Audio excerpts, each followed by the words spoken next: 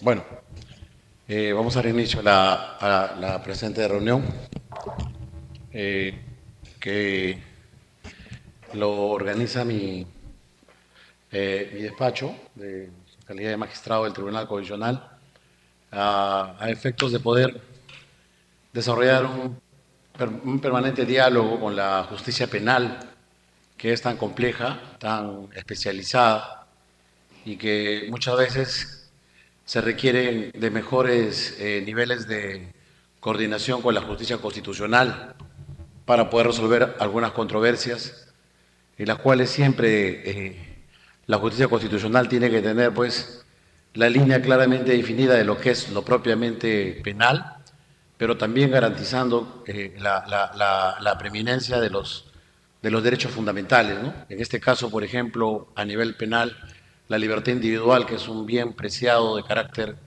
trascendental, la libertad individual, y ciertamente en muchos casos también con la intervención de los jueces, ¿no? Y el desarrollo de la actividad probatoria cuando hay de por medio una imputación de carácter penal. Y ahí tenemos bastantes problemas en la jurisprudencia del Tribunal Constitucional. Lo hemos podido advertir, por ejemplo, los delitos de funcionariales, ¿no? Básicamente cuando las autoridades realizan acciones administrativas y estas son tipificadas como delitos, ¿no? Como colusión, negociación incompatible, ¿no? Concusión, peculado. Entonces ahí es donde encontramos algunos problemas en la experiencia del sistema judicial y el Tribunal Constitucional o viene desarrollando un análisis más extenso de estas figuras porque hay mucho reclamo, tenemos muchos casos penales, muchos casos de carácter procesal que cuestionan precisamente eso, ¿no? Que no hay una adecuada tipificación, que hay una vulneración del derecho a la prueba, ¿no? Que no se ha llevado adecuadamente a la imputación, la congruencia procesal, la tipificación del delito, entre otras argumentaciones, ¿no? Entonces, eso para nosotros nos lleva a una permanente preocupación de cómo enfrentar todos estos problemas. Y también tenemos algunos temas nuevos, ¿no?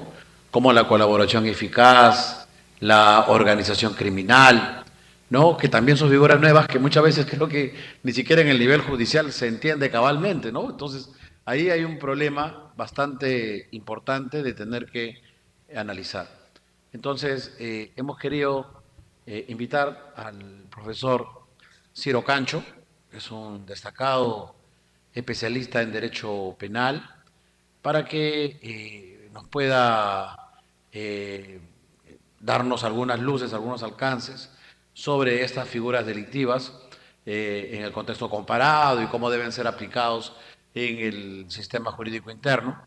Y para lo cual hemos invitado pues, al personal técnico del despacho y de la comisión, que finalmente son los que formulan las propuestas de cómo debe de resolverse un caso, ¿no? Así también estamos grabando, ¿no? Para que puedan conocer otros servidores, ¿no? Sobre este tema, repito, que nos resulta trascendental. Entonces, eso es lo primero, agradecerte, doctor Cancho, por la presencia. Es un honor, repito, para nosotros contar con vuestro apoyo y va a ser muy aleccionador poder escucharte y con ello pues eh, poder también mejorar la calidad del servicio que nosotros desarrollamos, ¿no? Eh, el profesor Ciro Cancho pues, es abogado de la Universidad Peruana de los Andes. Fui profesor alguna vez ahí también yo. Sí, en Huancayo, sí. Y es magíster lejos en la Universidad de Regensburg, en Alemania, ¿no? Que como Peter, que sabe alemán, también dice, ¿no? Y bueno, y allí tiene alguna experiencia importante y también creo que las credenciales académicas bastante importantes como para que podamos nosotros también llevar la opinión que ahora, la cátedra que ahora va a impartir, que creo que podría ser útil también como un manual o como un material para poder difundirla, repito, al interior del Tribunal Constitucional. Así que con estas palabras damos por inicio la actividad y le doy el uso de la palabra. Ciro, adelante.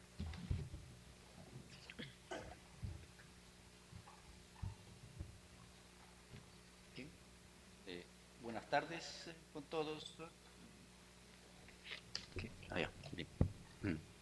Buenas tardes con todos. En primer lugar, agradezco de corazón, me siento honrado de estar en este alto tribunal, el Tribunal Constitucional, el ente de mayor jerarquía en la juridicidad de nuestro país. Muchísimas gracias por la invitación al doctor Gustavo Gutiérrez Rixé y a ustedes por su presencia, a todo el personal, a los asistentes, y vamos a empezar con el desarrollo de los temas que nos convoca esta tarde.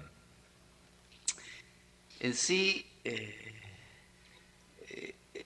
la invitación que se me hizo llegar es para tratar sobre el concepto de autor, de autoría en delitos especiales propios, autoría a través de aparatos organizados de poder y también organización criminal. De tal manera que los temas son un tanto de alto voltaje dogmático. Voy a seguir más o menos esa línea de los temas propuestos. De hecho que hay vinculación entre cada uno de estos institutos del derecho penal, pero tienen particularidades muy decisivas. Iniciaré explicando respecto a los delitos especiales propios, para lo cual voy a poner a consideración de ustedes dos casos relativamente sencillos que nos puedan servir de punto de partida. El primer caso: un funcionario público que administra caudales del Estado se encuentra por algún motivo en Rusia y desde ese lugar ordena a su asistente que se encuentra en Perú a que se apodere y venda los bienes que administra. De hecho que ustedes fácilmente podrán adjudicar, tipificar que se trataría de un posible delito de peculado, artículo 387 del Código Penal. El segundo caso: un asistente judicial, aprovechando circunstancias de mucha carga procesal o exceso de trabajo del juez, le hace firmar una sentencia prevaricadora. El juez previamente había revisado la resolución, pero en el momento de imprimir, el asistente modifica el archivo y, como creía el juez haber ya revisado el proyecto de su asistente, firma sin más una sentencia prevaricadora. El caso 2 corresponde como imputación provisional a un posible delito de prevaricato, artículo 418 del Código Penal. Estos dos tipos penales, con los casos que acabamos de narrar, tienen distintas peculiaridades. El caso 1 trata de un delito especial impropio. ¿Por qué un delito de especial impropio? Primero, delito especial quiere decir que no cualquiera puede cometer dicho delito. Solo determinados actores existe o debe existir una cualificación, funcionario o servidor público. Especial impropio, el término impropio nos hace ver que hay otros delitos que subyacen al tipo penal del artículo 387 peculado, como puede ser hurto, apropiación ilícita, por ejemplo, en tanto no se cumpla con la cualificación. En el caso 2, prevaricato también es un delito especial, porque únicamente puede ser cometido por funcionarios, no solamente por cualquier funcionario, sino por un juez o un fiscal.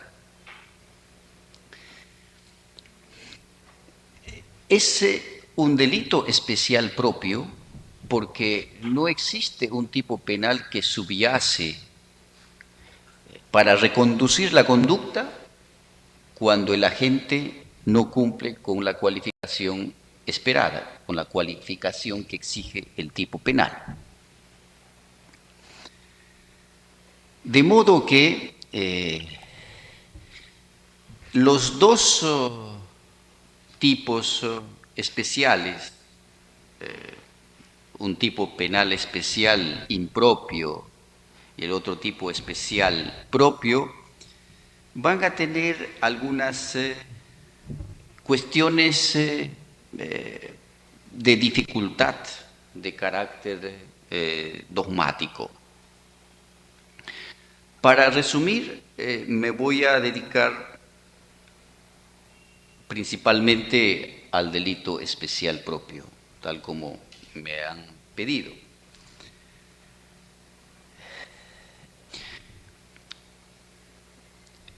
Ustedes saben de manera general que hay dos teorías que conocemos en la cotidianidad. La teoría del dominio del hecho y la teoría de la infracción del deber. Forma parte de nuestro vocabulario corriente. En el caso 2, si aplicamos la teoría del dominio del hecho, nos preguntamos quién tiene el dominio. El dominio del hecho tiene dos elementos, un elemento subjetivo, la voluntad de autor, y segundo es que el agente puede decidir, iniciar, continuar, suspender, interrumpir el evento.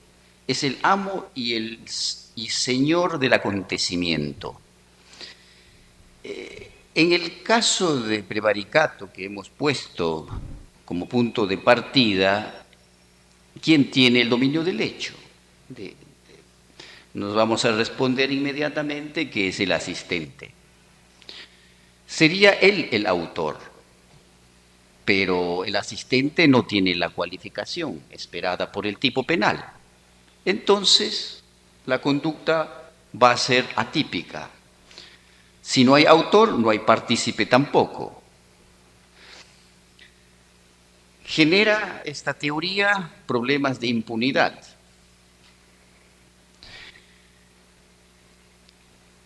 La siguiente solución que se plantea a partir de la teoría de la infracción del deber es mucho más aplaudida porque indica que aquí no interesa quién tiene el dominio del hecho, sino quién ostenta la representación institucional. El deber que se encuentra en el sujeto, ya sea fiscal o juez, precisamente surge de la Ley Orgánica del Poder Judicial, de su estatus de juez, de la administración de justicia como institución. Aquí no importa quién tiene dominio del hecho, sino el deber que tiene el juez, ser sesudo, ser diligente, ser precavido en su trabajo. De modo que al juez que ha firmado esta sentencia prevaricadora se le adjudicará como autor, no obstante no tener el dominio del hecho.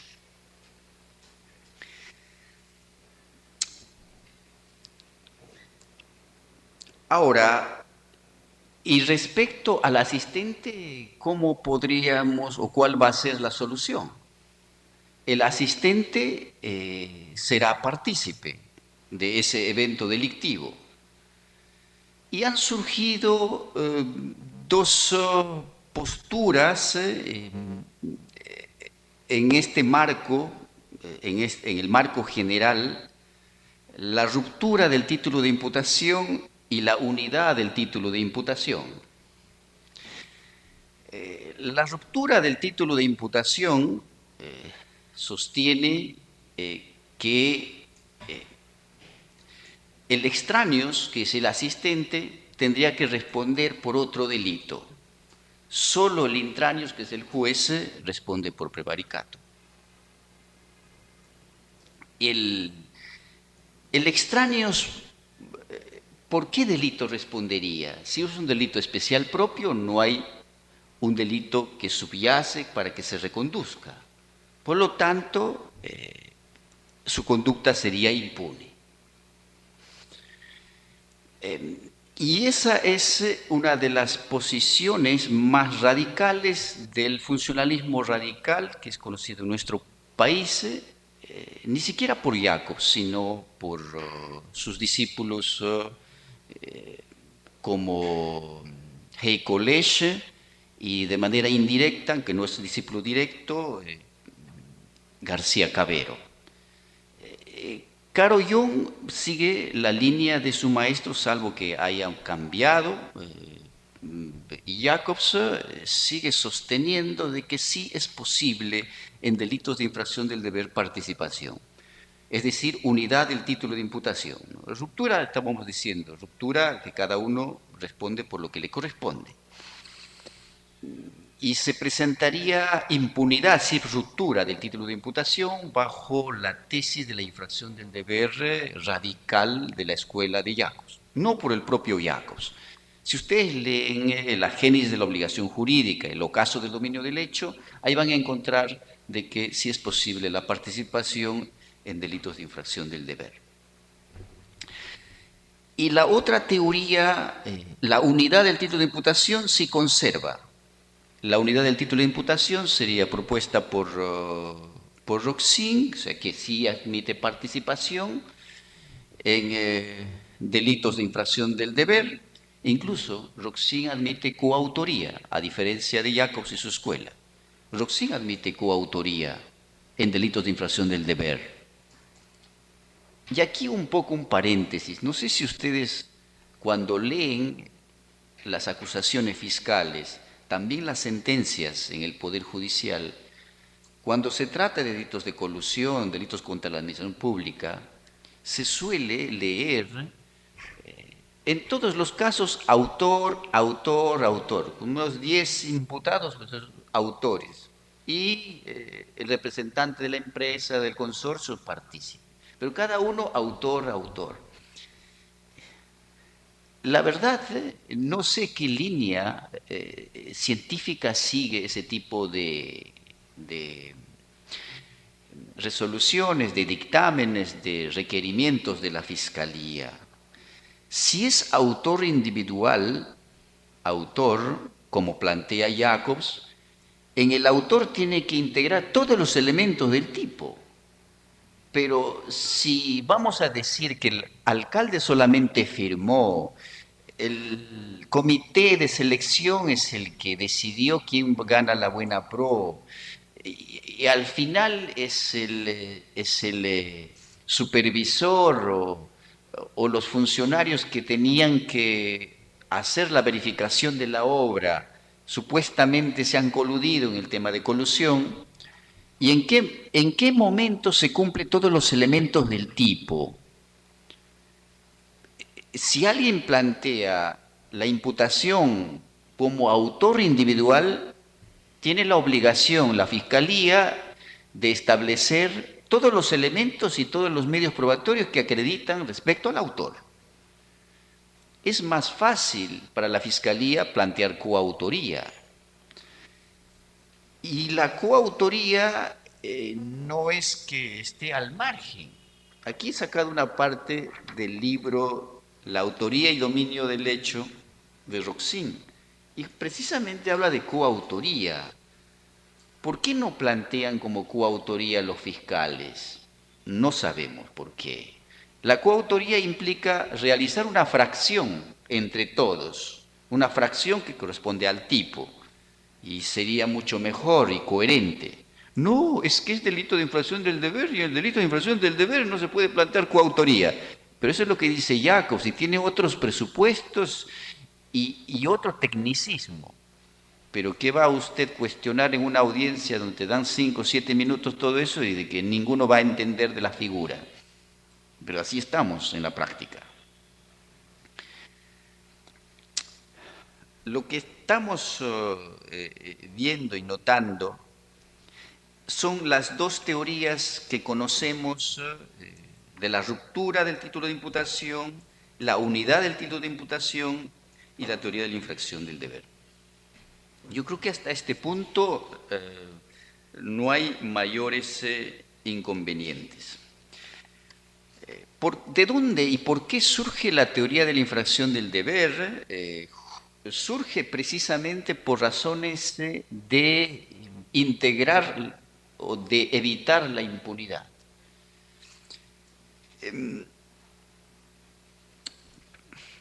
¿Qué es lo que se tendría que plantear? ¿O cómo deberíamos hilvanar este problema de los delitos especiales propios? ¿O la interrogante es si existe problemas o no? Porque si ya se ha dicho de la manera como lo he mencionado, forma parte de nuestros conocimientos generales de derecho penal, de verdad la teoría de la infracción del deber es una teoría que debemos aplicar en nuestro sistema penal o no, si esa importación es válida en nuestro sistema, eso es lo que voy a tratar en estos momentos, que si no ya no tendría sentido que yo venga a repetir todo lo que lo repiten los demás, y que se suele escuchar y que ustedes pueden entrar en YouTube y algunos con defectos pues dicen lo que sea, ¿no? Porque ahora cualquiera puede exponer, puede entrar y hacerse una grabación y hablar sobre temas complejos como este. Miren, vamos a partir primero de la ley. La dogmática empieza con la ley. La ley es el dogma que vincula. Y la dogmática es la realización, el labrado a partir de la ley. El artículo 23 trata sobre la autoría inmediata, la coautoría, la autoría mediata. El artículo 24 trata sobre la instigación. El artículo 25, la complicidad primaria, la complicidad secundaria, y se ha añadido el 2017 a través del decreto legislativo 1351, artículo 2 del decreto legislativo 1351, del 7 de enero del 2017, un párrafo donde indica que los partícipes van a tener el título de imputación de los autores. Antes existía alguna disputa entre la unidad del título de imputación y la ruptura del título de imputación. Pero a partir de la ley que se ha dado en enero del 2017, esa disputa ya no va más, porque la ley dirime todas esas cuestiones.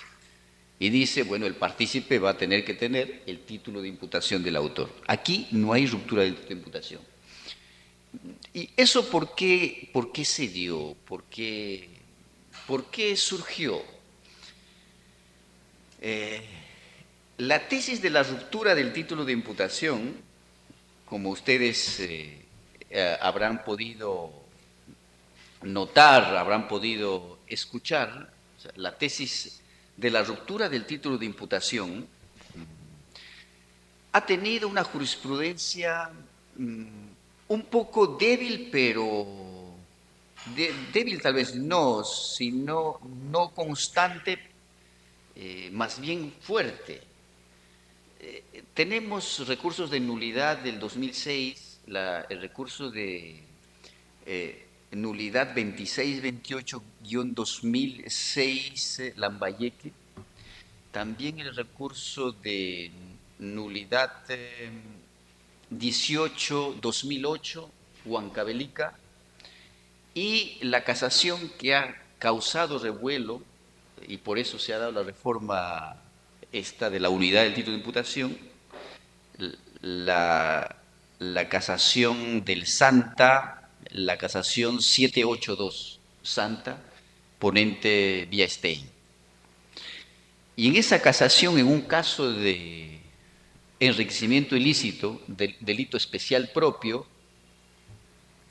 bueno, a todos se les absuelve, pero en el fundamento 10 y 11 se hace referencia y se indica como sentencia vinculante que el extraño no puede ser imputado por el título de imputación del autor, o sea, el partícipe no.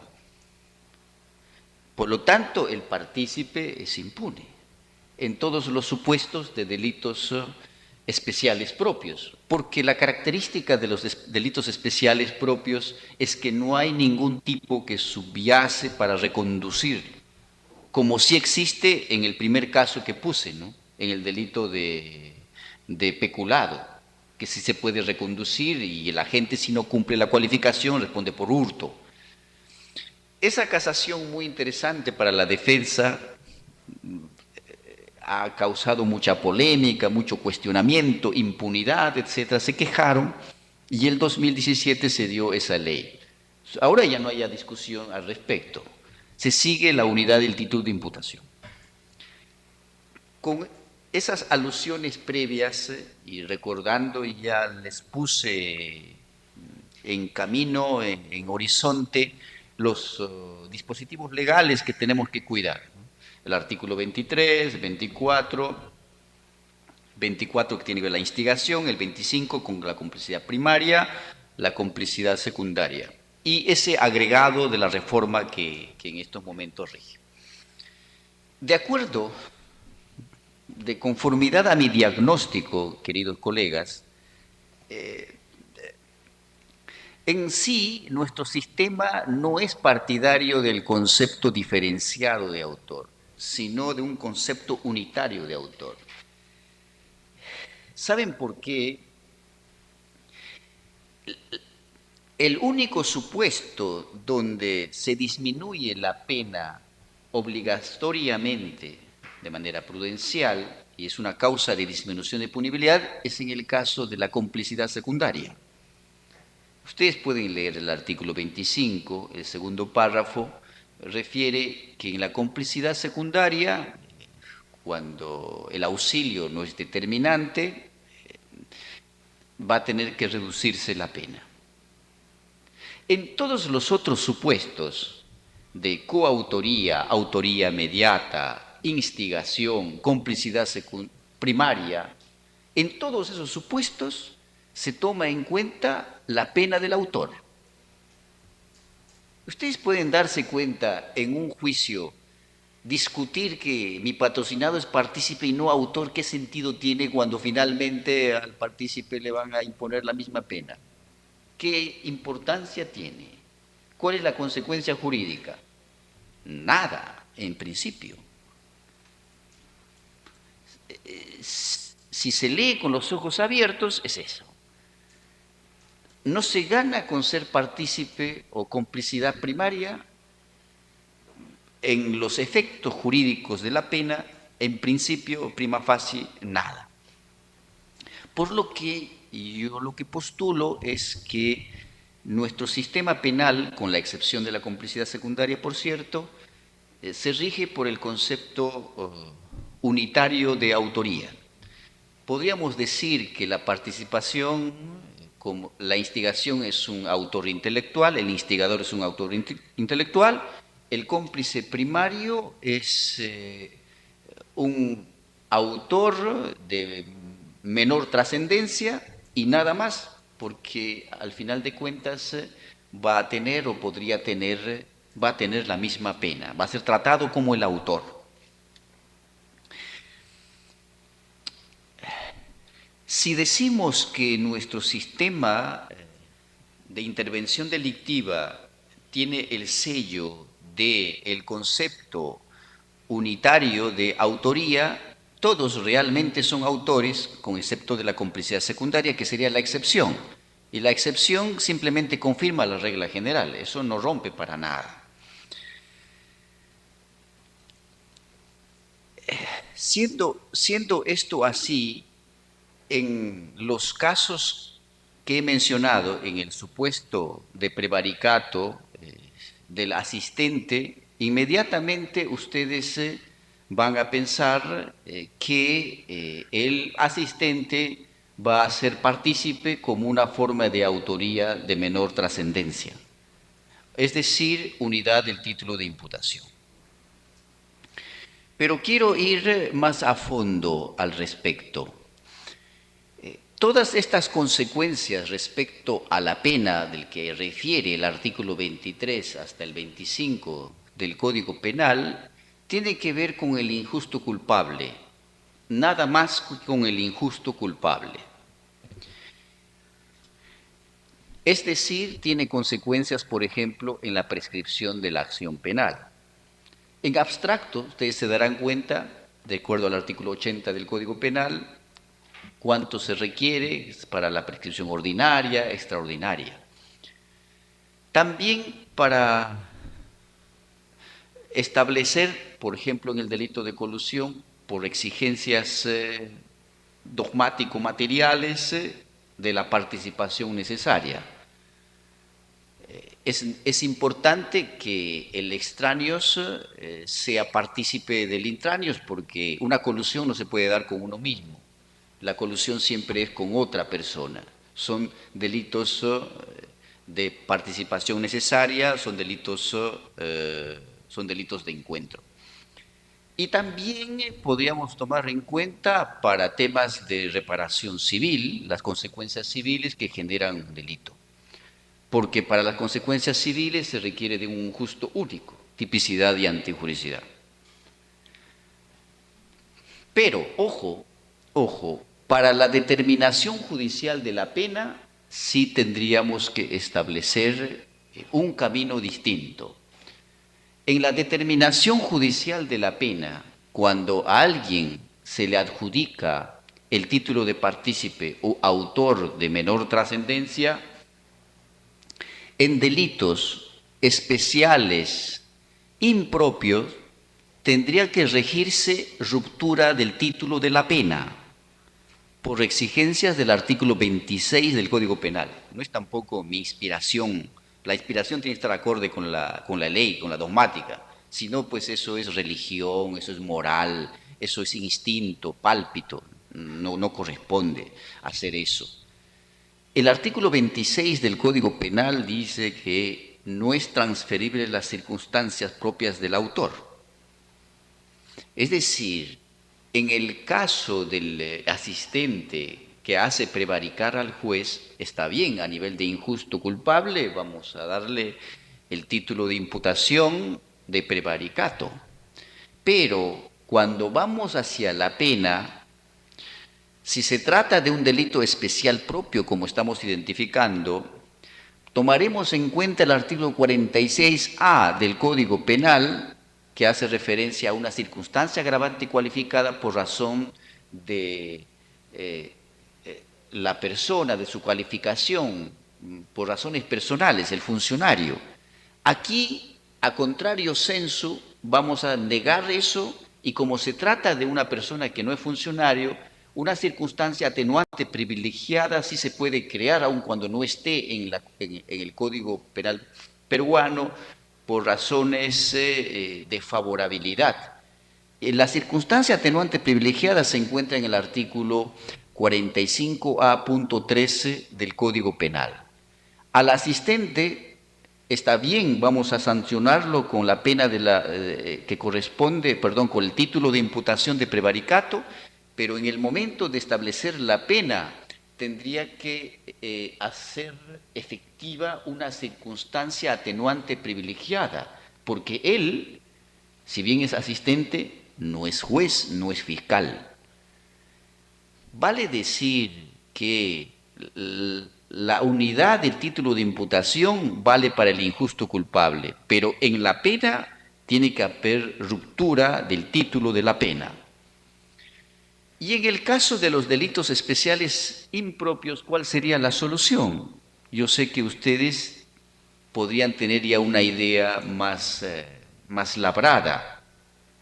En el caso de los delitos especiales impropios, como subyace otro delito, en el ejemplo que he planteado de peculado, si el asistente vende los bienes que administra el funcionario y el funcionario se encuentra en Rusia, como he planteado, claro, el funcionario es autor, independientemente de que tenga el dominio del hecho, ¿no? Porque él no tuvo el dominio del hecho, sino su asistente es el que vendió. Él y el asistente, a nivel de injusto y culpabilidad, tienen el título de autor y partícipe, o partícipe autor de menor trascendencia, por el delito de peculado. Pero en la determinación judicial de la pena tendría que establecerse una ruptura del título de la pena y estableciéndose la pena de hurto, porque él no es funcionario, él es un extraño finalmente. Esto no afecta al injusto culpable, sino a la pena, y la determinación judicial de la pena es un asunto sumamente trascendental para ver el destino de una persona, de cuánto le vamos a imponer, el quantum del dolor de la pena, que había mencionado en uno de mis libros. ¿Cuánto duele la pena?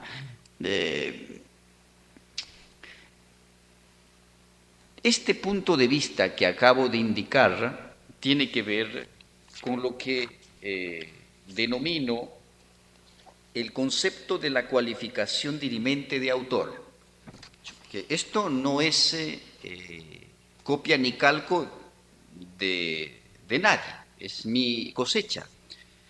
El concepto de la cualificación dirimente de autor se ubica a nivel de injusto culpable para saber si se presentan en el evento delictivo funcionario y extraños, intraños y extraños, ¿cuál es el tipo penal que va a definir? ¿Y cuál es el tipo que va a definir entre la intervención de varios sujetos? Se presenta un concurso de intervención delictiva.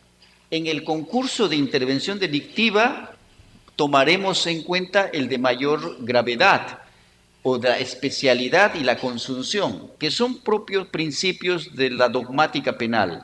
Por eso es que a la gente, al extraños, siempre se le va a ubicar en relación al intraños. Pero eso es un tema de imputación objetiva. Puede ser que en otros casos no, como les voy a plantear a continuación, o en el caso que estoy mencionando del ejemplo 2. Se trata, en el caso 2, de un instrumento cualificado no doloso, ¿o no? ¿Es un instrumento cualificado? Sí. ¿Cualificado por qué? Porque el juez le hace caer en error al juez. Es un instrumento cualificado no doloso. Y a nivel de injusto, como estamos observando, el comportamiento del juez sería atípico en sí. Pero la teoría de la infracción del deber dice, no, usted no puede errar. Hablan de un sujeto infalible. Y eso es muy peligroso en nuestra sociedad, en nuestro país. No estamos hablando, pues, de Alemania o de Francia, Inglaterra, donde la carga procesal no es excesiva. Los fiscales van cuando tienen casos, como los abogados. Los jueces también, no es que tienen que marcar y estar bajo vigilancia, como cualquier abogado. Y tienen trabajo y tienen la posibilidad de reflexionar sobre un caso, revisar bien. Pero ¿qué sucede respecto a un juez que tiene una ruma grande? Vamos a hablar de un sujeto completamente diligente, eso es imposible. Entonces esa teoría de la infracción del deber que se aplica en Alemania, yo veo con muchas dudas aquí en nuestro sistema penal, por la razón sociológica particularmente. De todos modos, hay que darle una dosis de realismo en nuestro país. Lo que cabe es un concurso de intervención delictiva, y en el concurso de intervención delictiva nos preguntaremos si afirmamos o negamos la comunidad delictiva. Algunas veces sí, otras veces no. En el caso que les he planteado del juez prevaricador, vamos a negar comunidad delictiva por parte del juez, porque el pobre juez sí ha revisado, pero astutamente su asistente le cambió el archivo, le hizo firmar. Dirían, bueno, no, usted es autor porque es infracción del deber, olvídese, ¿ya? Porque si a usted no lo adjudicamos título de imputación, al partícipe no, porque es accesoria la participación. Si no hay un autor, no puede haber un partícipe. Eso es completamente arbitrario. Por razones, por condicionamientos de imputación objetiva y subjetiva en este supuesto, porque se tiene que aplicar el principio de culpabilidad. Mínimamente tiene que haber dolo o culpa para que alguien sea autor a nivel de tipicidad. Y si el juez no cumple con eso, desafortunadamente vamos a decir que no existe una comunidad delictiva del juez. Y ahora nos preguntaremos, es cierto, el asistente es un zamarro y tal vez sea muy experto en derecho penal y sabe muy bien que a él no le van a, y ha recibido también una cantidad de plata para esa resolución prevaricadora. Pero ¿qué vamos a hacer? No vamos a trabajar en función de nuestros sentimientos. Ah, no, la impunidad. No somos la Madre Teresa en el derecho. Se rige por los cánones dogmáticos de la ciencia y no por la misericordia, o qué dirán, o si es pecado, etc. Pues en ese caso vamos a tener que absolver a ambos. Pero es un tema de imputación objetiva, fundamentalmente.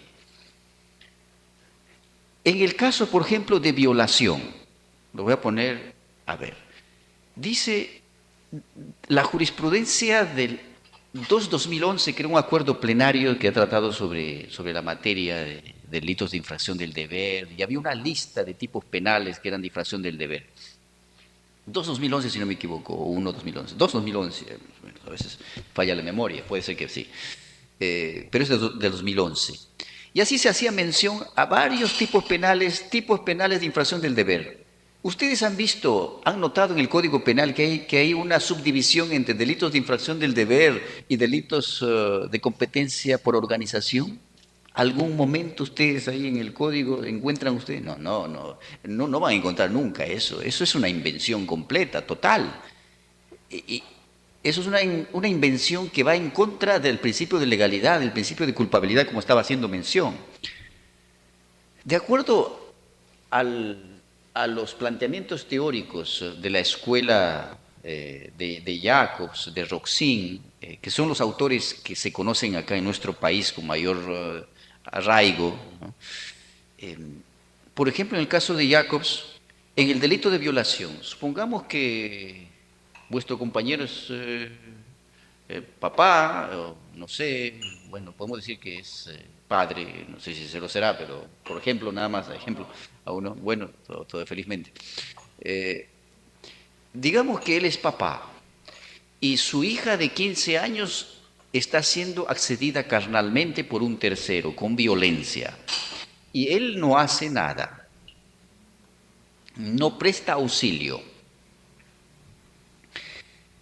En ese supuesto, como la institución paterno-filial da como resultado un delito de infracción del deber, dice que él es el autor también, autor individual, así como aquel que ha accedido carnalmente, por cierto, es autor. Pero también lo es él, ¿por qué? Debido a que no interesa el dominio del hecho, ni que el tipo penal sea de propia mano, pero a él le van a adjudicar el título de autor del delito de violación, por razones de la teoría de la infracción del deber, haber omitido la ayuda, vulnerado la institución paterno-filial. En el delito de violación no es un delito especial, porque también se escucha barbaridades, ¿no? No, el delito de infracción del deber especial, delitos especiales. Es que no todos los delitos especiales son infracción del deber. Y hay delitos comunes, como el que estoy mencionando, de violación, que sí se toma en cuenta como infracción del deber, pero es un delito común. O sea, no pueden equiparar entre delitos de infracción del deber con delitos especiales. Sí coincide, pero no pues en todos los casos, ¿no?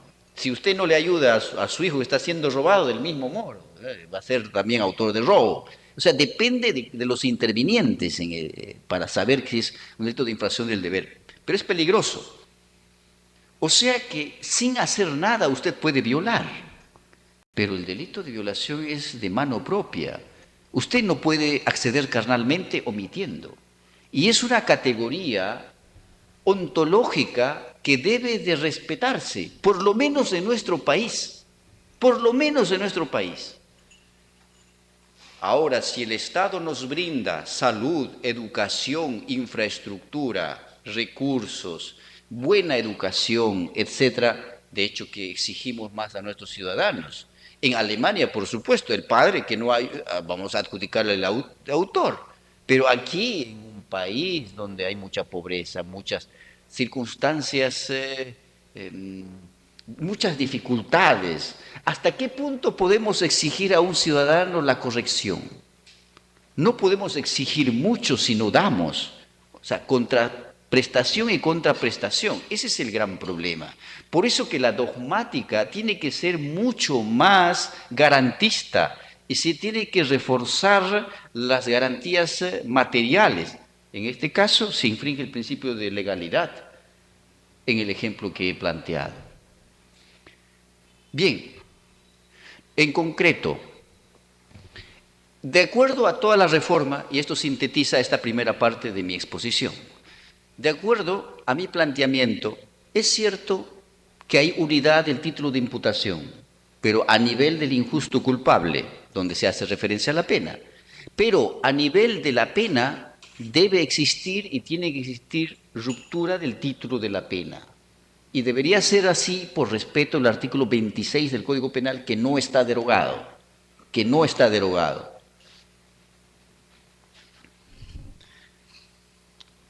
Bien, ahora vamos a pasar a otro punto, después de haber estado en disputa con las teorías planteadas. No sé si hasta este momento podría haber una cierta conversación para pasar a la autoría mediata a través de aparatos organizados de poder, ¿no? Porque ese área también es otro bastante denso. Pero lo voy a hacer más breve, claro. O que prefieren al final todo, depende de ustedes. Si usted lo tiene bien, sería mejor quizás dejarlo hacia el final todo para después tener una parte. Bien. Sí, adelante. A ver, creo.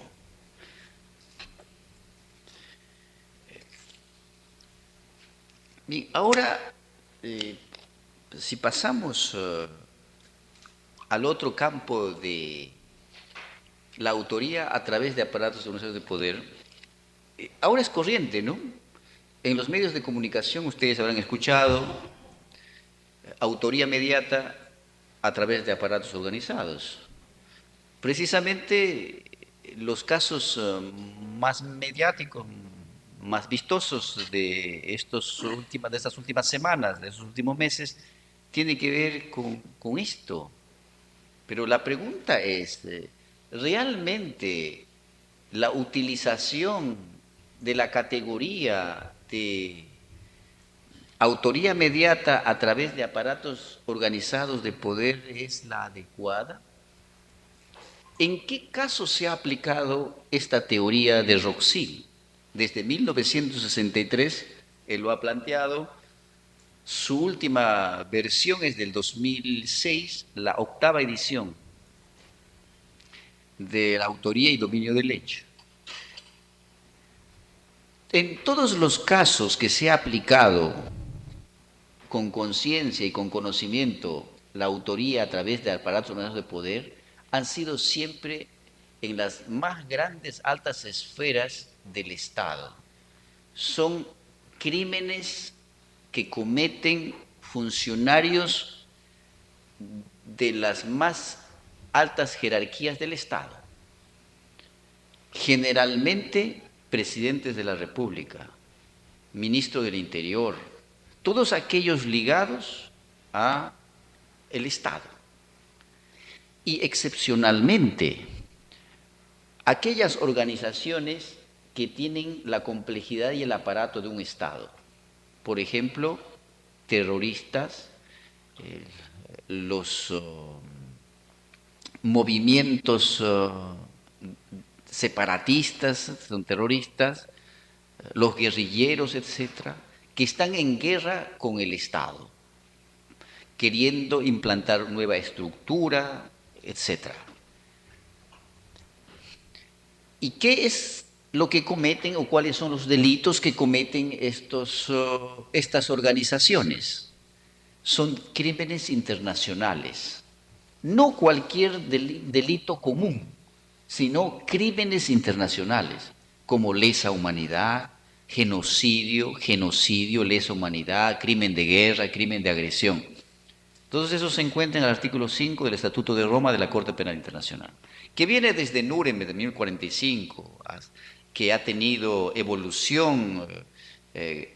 Al siguiente año, 1946, el Estatuto para el Lejano Oriente, y en 1993 el Estatuto de la antigua Yugoslavia, el 94 del Ruanda, y finalmente un estatuto con permanencia, ya no jueces ad hoc, el Estatuto de Roma de la Corte Penal Internacional de 1998, julio, y que ha entrado en vigencia el 1 de julio del 2002. Los casos que se ha aplicado la teoría de Roxin han sido para, por ejemplo, el Consejo Nacional de Seguridad de la DDA, de la República Democrática Alemana, la Alemania Oriental. Cuando terminó el muro de Berlín, se cayó, la unificación, etcétera, se han sancionado a los altos funcionarios que han ordenado a los soldados a disparar en el muro. Ahí se trató o se aplicó y se discutió la teoría de Roxin en el primer quinquenio de los años 90. ¿En qué casos más ustedes recordarán en el ámbito regional, en los casos de las dictaduras de Argentina? De Argentina, claro. En nuestro país, en el caso Fujimori, por cierto, ya hay discusión si fue declarativo o no, pero sí se desarrolló el tema de lesa humanidad. Y también se aplicó en el caso peruano, en el Guzmán Reynoso, pese que a él no se le adjudicó crímenes internacionales, fue un defecto. Pero sí estaba en la condición, porque él estaba en guerra con el Estado. Pero no va usted a utilizar la teoría de la autoría a través de aparatos denunciados de poder para temas de corrupción, pues cohecho, lavativos o colusión.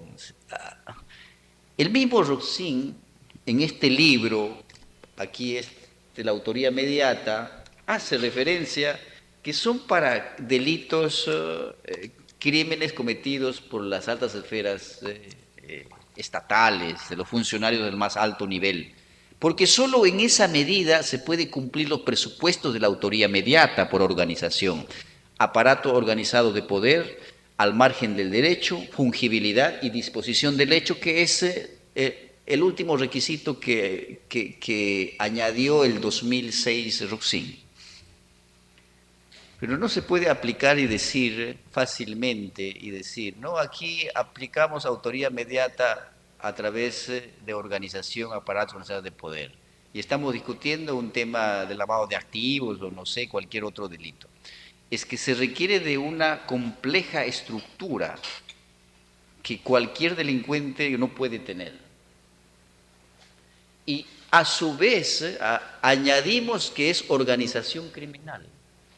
O sea, una cosa es organización criminal como delito y otra cosa es un aparato organizador de poder que es una teoría.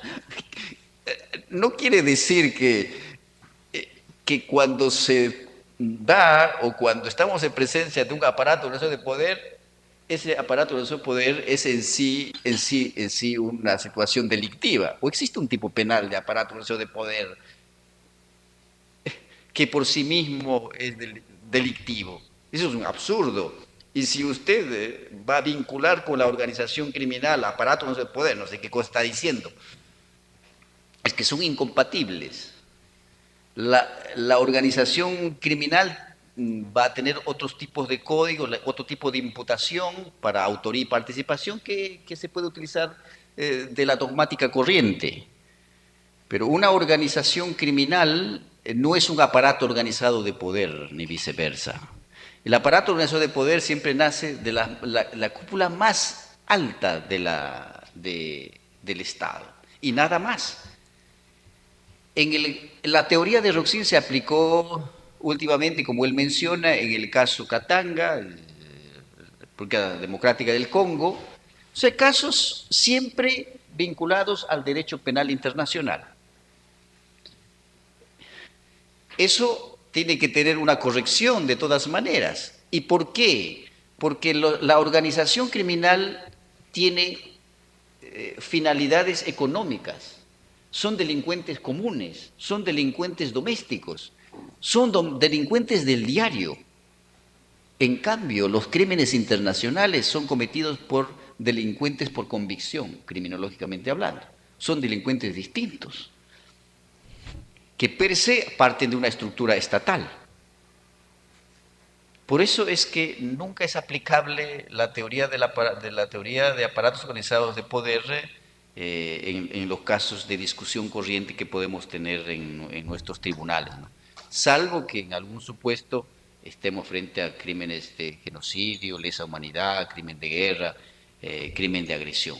O, de acuerdo a la literal, al artículo 7, 1 o 2, literal K, hay una apertura en el Estatuto de Roma, y en esa apertura solo se puede incluir terrorismo. Es el único supuesto de apertura. Bien, esa es la importancia de la teoría, la autoría mediata a través de aparatos de poder. Voy a hacer una pequeña distinción, porque el discurso es largo y de verdad puede durar muchísimo, con la autoría mediata tradicional. ¿En qué se diferencia la autoría mediata tradicional con la autoría mediata a través de aparatos de poder? En la autoría mediata tradicional es que el hombre de adelante siempre es impune, ya sea por atipicidad, causa de justificación, de inculpabilidad. Siempre es instrumento. Y el hombre de atrás es el que domina el hecho, como Ruxin menciona, dominio de la acción para la autoría, dominio de la voluntad para el autor mediato y dominio funcional en la coautoría. En este caso es dominio de la voluntad, pero de sujetos que no son responsables. Esa es la autoría mediata tradicional. Pero la autoría mediata a través de aparatos organizados de poder, el hombre de adelante también responde, es plenamente responsable, así como el hombre de atrás. Yo no estoy tan de acuerdo con la teoría de Roxin tampoco, como no estoy de acuerdo casi con nada en sí. Y en esto, como criterio de imputación, me baso en la postura de mi maestro Shoroda, que en la época de los 60, casi a la época de Roxin también, elaboraban tesis, no de tan muchachos, ¿no? Aunque mi maestro sí era muchacho, dice, que se ufanaba siempre que su tesis lo había hecho a los 27 años y que era profesor a los 29 en Alemania. Ser profesor bastante joven, eso era cosa impresionante, ¿no? En 1963, mi maestro publicaba su teoría, El autor detrás del autor. La teoría del autor detrás del autor es harina de otro costal, no es la autoría mediata. Autor detrás del autor es una tesis elaborada por mi maestro Shoroda, que lo publicó como tesis doctoral en 1965 y Roxin en su tesis de habilitación ya lo había hecho en 1963 como tesis de habilitación para ser profesor, esta famosa obra que suele citarse, que tiene 8 ediciones, La autoría y dominio del hecho. Desde aquel entonces, entre Shoroda y Roxin han tenido disputas teóricas. Y maestro, ¿qué es lo que ha propuesto? Les voy a resumir rapidísimo, de la siguiente manera. Vamos a imaginar, en el caso de mi maestro, no solamente se aplica a temas de derecho penal internacional, sino a la totalidad. Esa es una de las ventajas o de las bondades. Vamos a poner el siguiente caso y ustedes van a entender. El jefe de una organización A, una organización criminal, se entera de que la organización criminal B está pretendiendo, está conspirando, está pensando, planeando matarlo. Y se entera por su servicio de inteligencia el jefe de la organización A. Se le denomina el caso Dona, es bastante conocido. Y esta persona, jefe de la organización A, dice, bueno, me quieren matar. Como me quieren matar, yo tengo un enemigo de menor trascendencia, pero quisiera también desquitarme de él, y se parece mucho a mí, mucho. Y él manda a ese amigo, que sería C, vamos a ponerle C, al lugar donde va a ser supuestamente ejecutado A por unos sicarios enviados por la organización B. Bueno, A le hace creer, ¿no? Tú tienes que ir a tal lugar y ahí participa una chica que se vuelve afable y conquistadora y lo lleva a ese lugar y efectivamente cuando llega al punto el sicario se confunde y mata a C y no mata a A. Luego, bueno, A se alegra mucho y B cree que ha matado a su enemigo. Luego se enteran de todo. Entonces, Shoroda, eso es una síntesis de una tesis doctoral, ¿no? Es bien difícil. Shoroda, ¿qué es lo que dice? Que si alguien se aprovecha de una disposición al hecho, de una alta disposición al hecho, esa persona que se apodera de la alta disposición al hecho, ese es el autor. Claro, el sicario también va a ser autor, pero quien se aprovecha de la alta disposición al hecho, ese es el autor detrás del autor. De modo que en una cúpula organizativa, dice Shoroda, que por ejemplo el caso Fujimori, tomando en cuenta el caso que he mencionado, A ni siquiera lo conoce al sicario. A no tiene ninguna vinculación con nadie. pero se aprovecha únicamente de una decisión consabida previamente. Entonces, eso es lo determinante. Y Shoroda dice que Fujimori, claro, no necesariamente se tiene que conocer con los soldados, con los sujetos que acribillan, con los esbirros. No, no es necesario. Él se aprovecha de la alta disposición de los ejecutores. Y ese es el fundamento central del autor detrás del autor. Así él soluciona también los casos de sicariato, por ejemplo, ¿no? El que paga es el autor, detrás del autor. Perdón, es el detrás del autor, el autor es el que dispara, en los casos de sicariato. Para distinguir de la instigación, en la instigación no hay seguridad respecto al instigado que si va a cometer o no. En cambio, en el autor detrás del autor siempre hay una seguridad porque hay una alta disposición al hecho. Normalmente son personas que están completamente ligadas, ideologizadas a un punto, en un contexto determinado. Por ejemplo, en el caso de las Torres Gemelas, no sé si será cierto, pero en fin, vamos a tomar en cuenta los que han derruido las Torres Gemelas, esos estudiantes de la cúpula de Hamburgo, esos estudiantes estaban completamente decididos y los que están detrás, Bin Laden u otros, se aprovechan de la alta disposición al hecho. Y puede ser que en el momento y ni siquiera haya órdenes, o sea, no es necesario que haya órdenes.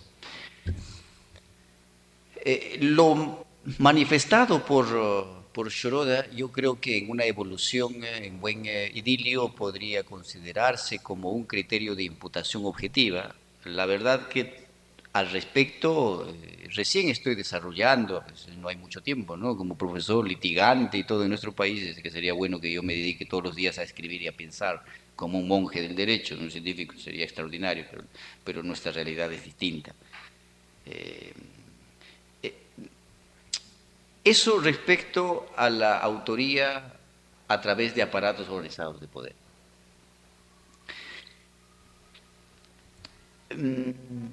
Yo lo que veo es que hay una aplicación defectuosa de esta teoría para los casos que se están ventilando en estos momentos. No corresponde.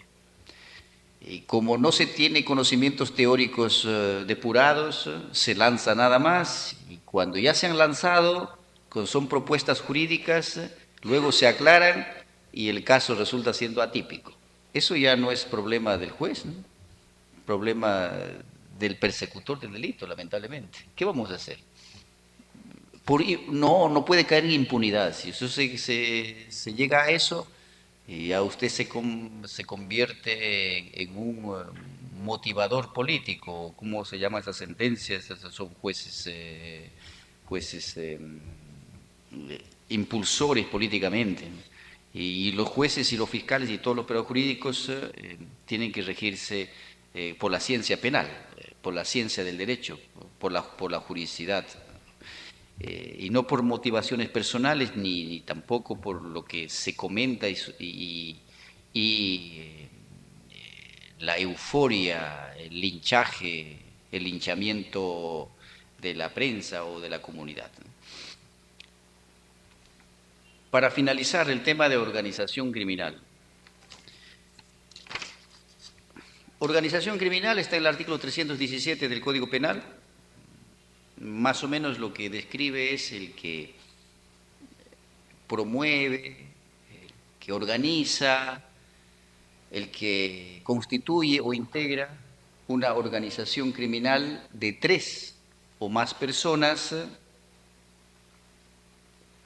que de manera permanente o por tiempo indeterminado, de modo coordinado, de modo organizado, concertado, cumplen determinadas funciones, papeles, cumplen tareas para cometer delitos. Ese es más o menos la descripción abstracta del tipo de organización criminal. Si acudimos a su tipología, delito de organización criminal, ¿qué tipología de delito sería? Eso es sumamente importante para poder establecer sus elementos, afrontar bien un caso. De su desarrollo o de su contenido, estamos en presencia de un delito de peligro potencial, aunque he escuchado en buena parte que dicen que se trata de un delito de peligro abstracto. Los delitos de peligro abstracto tienen variedades: peligro concreto, peligro potencial, peligro abstracto, los delitos de aptitud, o los delitos, los delitos que en su estructura morfológica requieren idoneidad. En la sentencia del Tribunal Constitucional 6/2014 se ha desarrollado respecto a la constitucionalidad de los delitos de peligro. El fundamento 54 y siguientes, en buena dogmática jurídica, jurídico-penal, yo creo que el Tribunal Constitucional, de vez en cuando sí hay ciertos desbordes para analizar temas dogmáticos, pero que resultan siendo sumamente necesarios, como este. En esta sentencia, en el fundamento 54 del expediente 6/2014 PI, proceso de inconstitucionalidad, TC, indica que en el delito de peligro, propiamente peligro abstracto, no existe sino el peligro potencial. Siempre peligro potencial. En coherencia con el principio de lesividad, artículo 4 del título primero del Código Penal. La lesión o puesta en peligro de bienes jurídicos. Si no hay lesión ni puesta en peligro de bienes jurídicos, no se podría sancionar a nadie.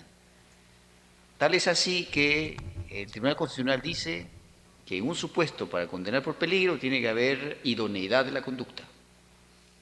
De modo que todos nosotros, si nos reunimos y decimos con muchas ansias, muchas ganas, con mucho entusiasmo, que vamos a formar una organización criminal dedicada a robar bancos, y ninguno tiene manejo en la informática para los fraudes informáticos, o no hay pistolas, el solo hecho de ponernos de acuerdo y podemos levantar tal vez un acta negra, ¿no?, de la constitución de la organización criminal, ¿no? Pero no lo vamos a llevar al notario ni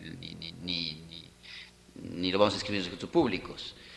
Pero la gente cree que el solo hecho de decir que nos ponemos de acuerdo que vamos a cometer tales delitos y tiene fecha, hora, tal vez hay grabaciones, etcétera, ya es organización criminal, ya es organización criminal. Y por eso le pueden imputar de 8 a 15 años de pena privativa de libertad. No cabe eso. Pero felizmente en la práctica de nuestro país, el tipo penal de organización criminal no es un tipo independiente en la práctica. Nunca he visto un caso que a alguien se le haya condenado, se le haya procesado únicamente por organización criminal. Tal vez por ahí hay alguien que está siendo procesado, pero que haya una condena, nunca. Toda la vida está vinculado a hechos concretos. No sirve para nada ese tipo penal de organización criminal en sí. Como prevención para retrotraer a un estadio anterior a la lesión de bienes jurídicos, como peligro abstracto, antes de que se lesione, no sirve para nada en nuestro país. Esta condición siempre, organización criminal relacionado con colusión, con cohecho, o con delitos, lavado de activos, etc. Con distintos delitos. Y solo así nos damos cuenta, el fiscal dice, no, estos delitos han sido cometidos por organización criminal. Pero que la fiscalía investigue y diga, aquí hay una organización criminal y por peligro potencial vamos a procesar, bueno, no. Esa debería ser la función y el papel, que correspondería al delito de organización criminal.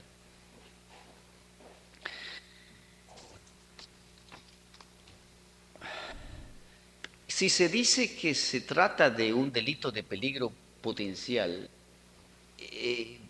podría poner un ejemplo. Bueno, ya puse el ejemplo, ¿no?, de solamente de reunirnos, etcétera. Y también se puede poner otros ejemplos, por decir, de la persona más importante que reunió un delincuente dedicado a tráfico de terrenos. Pero ahora quieren dedicarse a otros delitos, a impulsar una organización con su contador, tal vez para un abogado, por ahí, dedicarse al sicariato, por decir, contratar sicarios, en fin. ¿Qué pasa con esa persona si después de reunirlos a todos y van a empezar con las acciones delictivas y ya no quiere estar, ya no quiere participar más? O se va al extranjero, sufre de una enfermedad, etcétera. En esos supuestos habría potencialidad. Es que la potencialidad se mide también con el tiempo que establece. Usted tiene que estar un tiempo más o menos lato, porque exige así el tipo penal. La organización tiene que mantenerse, pero usted también en la organización. O sea, hay supuestos a partir de imputación, criterios de imputación, que desde un inicio se tiene que excluir a falta de peligro potencial. Hay dos teorías, como tres teorías, que dan el contenido de peligro potencial. La teoría causal de peligro, la teoría normativa de peligro. La teoría causal es sobre todo cuando el resultado no se produce por una situación inesperada, los casos fortuitos, sobre todo de la naturaleza, lo que sea.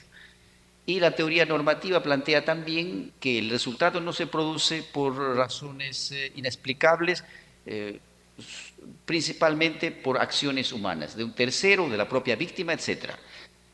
Si el fiscal o alguien dice, este es un delito de peligro potencial, yo tengo que acreditar la posibilidad, la virtualidad de la conducta de lesionar el bien jurídico. De lo contrario, no sirve.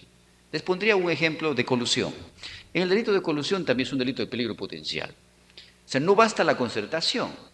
Además, la concertación tiene que darse en un contrato, sino cómo usted se pone de acuerdo con la otra parte. O sea, la concertación es completamente lícita. Lo que se pone en el delito de colusión es la concertación ilícita, cuando el funcionario con los extraños se ponen de acuerdo para perjudicar al Estado en sus intereses y los funcionarios no protegen los intereses estatales. Esa es la concertación ilegal. ¿Qué pasa que si desde el inicio, por ejemplo, un político ha estado financiando la carrera política, la candidatura de un alcalde, de un gobernador regional? En efecto, gana las elecciones el gobernador regional. Llama a una licitación, una obra grande de millones. El que financió se presenta al concurso y él gana. Luego se supo que era la alternativa, la empresa que pudo haber ganado sin ningún tipo de amañamiento del proceso de selección. Era la mejor empresa en relación a los demás. Amañado, por cierto, concertación, pero no hay ningún peligro potencial porque finalmente los miembros del comité han elegido a la empresa que era la mejor opción en relación a los otros participantes. Es pecado, por cierto, no es inmoralidad que haya colaborado o el empresario haya impulsado la candidatura para recibir una obra, pero es simplemente concertación. Y esa concertación no tiene peligro potencial. Y si no hay peligro potencial, no va a ser nunca delictivo. A nivel de tipicidad objetiva va a descartarse. El peligro potencial, como estoy mencionando, requiere de un sustento teórico. A partir de las teorías, cómo así nosotros vamos a acreditar el peligro potencial. No es simplemente peligro potencial. Es cierto que en el peligro abstracto sí, eso sí no, por sí mismo el peligro abstracto ya es peligroso. Y el peligro abstracto es un caso que pueda graficar peligro abstracto, por decir, de la gente que conduce en estado de ebriedad en el cerro, en la montaña a las 3 de la madrugada donde no se cruza en una mosca. Aquí le ponemos, vamos a poner en peligro. Él tiene derecho a vivir, pero no está obligado a vivir, ¿no? Puede matarse, puede suicidarse. Pero si un policía lo está siguiendo o identifica y advierte de ese sujeto, si es peligro abstracto, por sí mismo el comportamiento es peligroso. O sea, no se requiere acreditar el peligro en el peligro concreto, ni acreditar la potencialidad. En el caso de organización criminal, tiene que acreditarse la potencialidad. Eso es sumamente importante. Ahora, concurso real, ese es otro problema.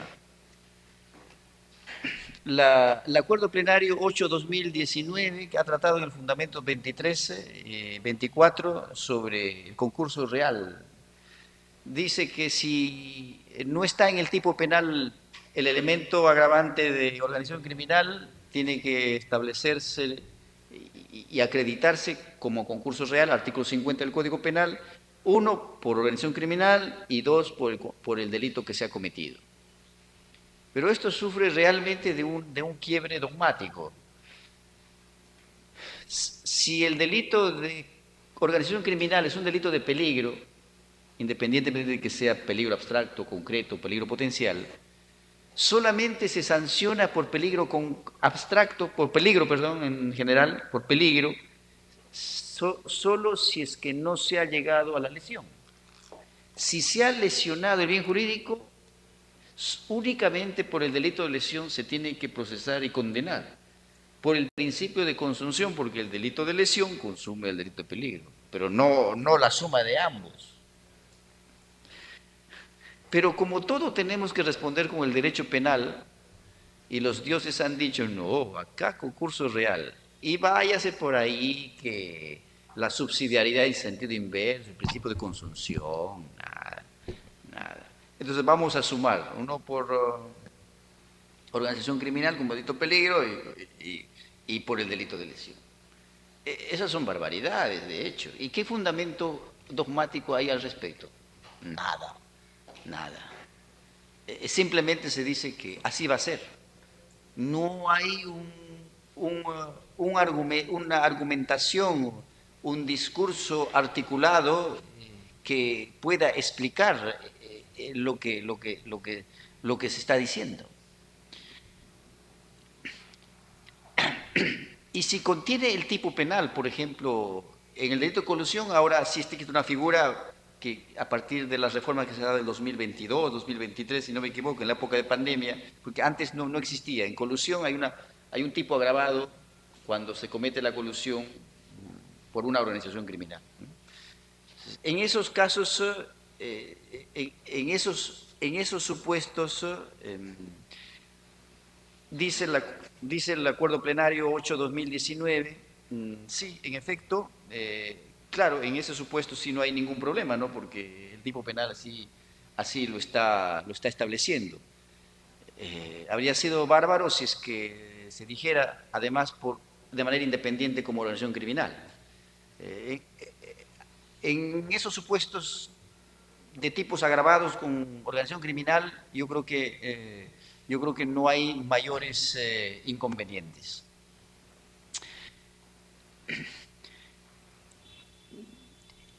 Ahora,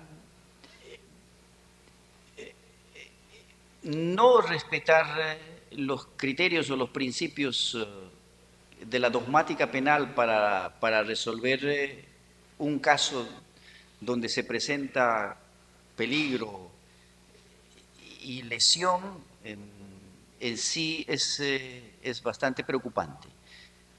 Pero ¿habría alguna vez concurso entre organización criminal y algún delito de lesión puede darse. Yo creo que sí se puede dar bajo el siguiente esquema. Por ejemplo, la organización criminal comete lavado de activos. Bueno, o puede ser un delito que no contenga, puede ser secuestro. El delito de secuestro no tiene la figura de organización criminal.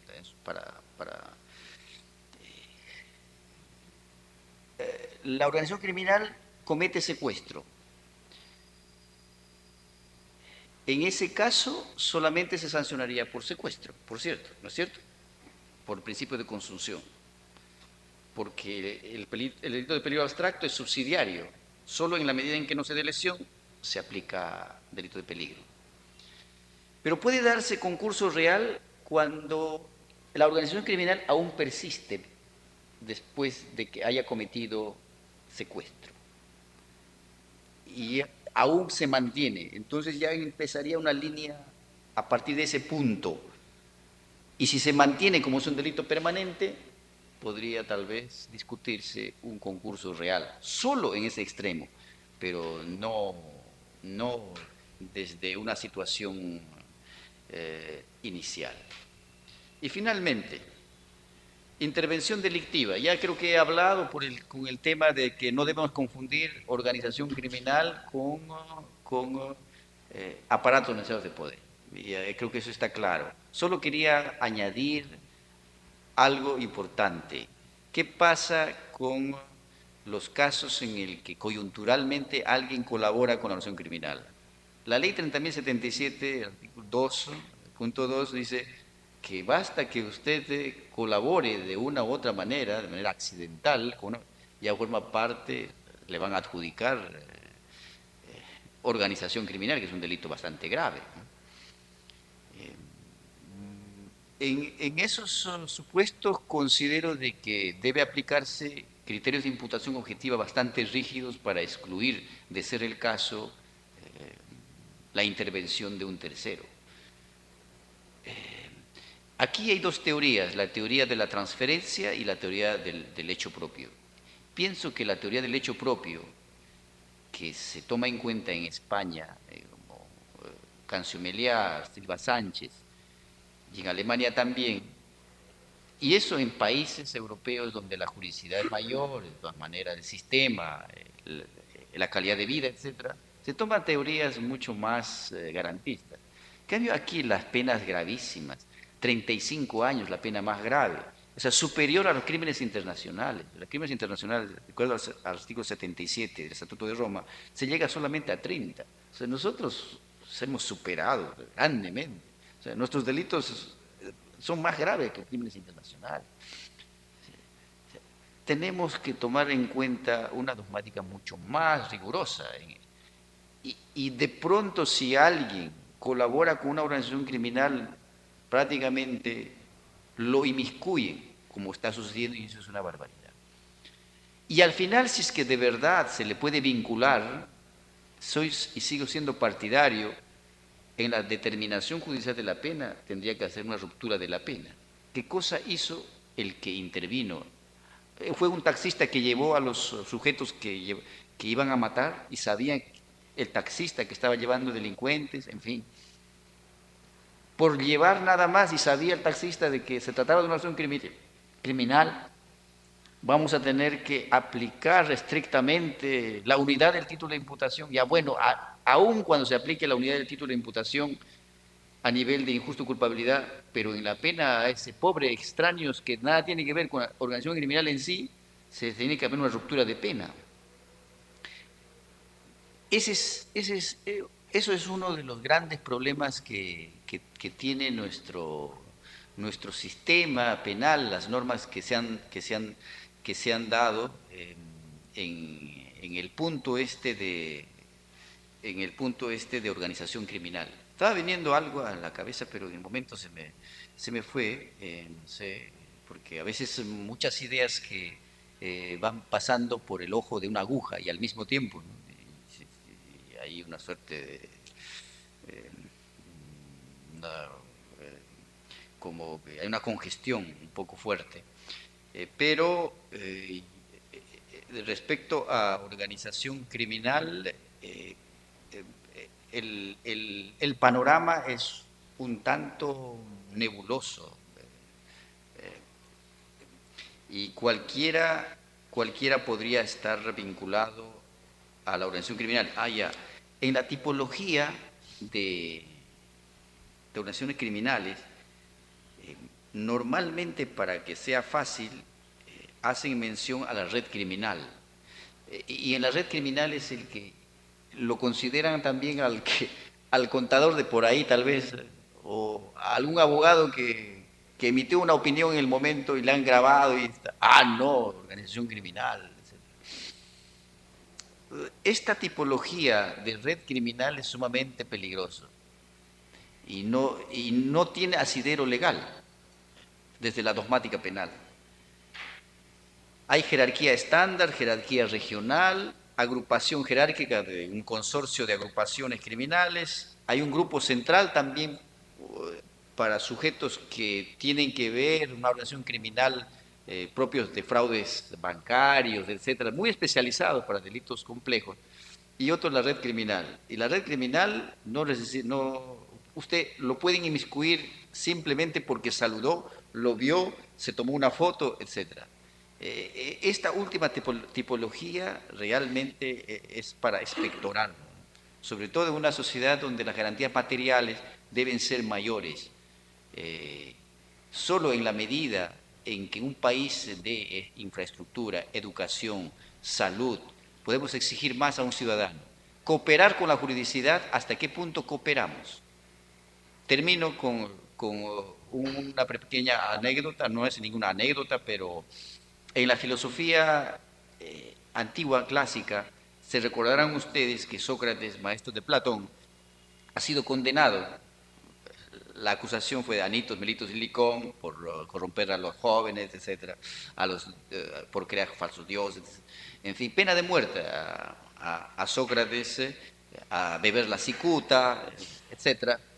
Y en ese tiempo de la espera de la ejecución, un amigo y discípulo suyo, Critón, en la obra Critón, fue: maestro, no queremos que se muera, tienes que huir, yo tengo dinero, voy a pagar, vamos a hacer todos los discípulos para que puedas huir, tú eres un buen hombre, no es posible.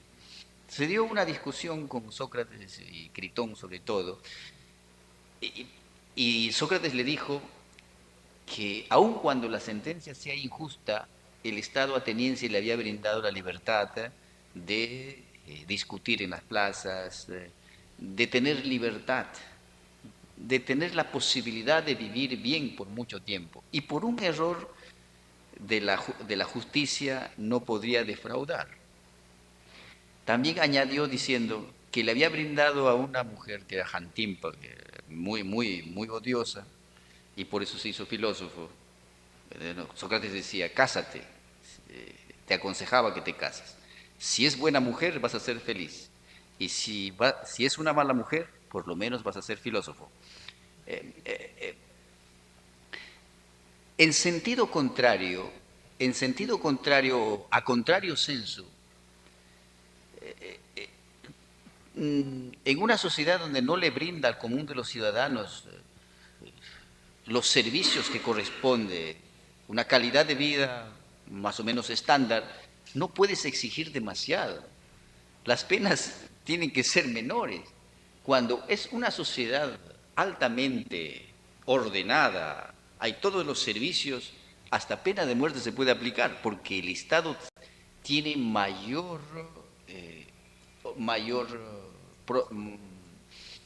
podemos decir, tiene mayor derecho de aplicar penas más severas. En cambio, cuando se reduce eso, cuando se reduce la estructura de servicio, no puedes pedir al ciudadano como una contraprestación, y si falla en la contraprestación de ser un ciudadano diligente, leal, respondas brutalmente.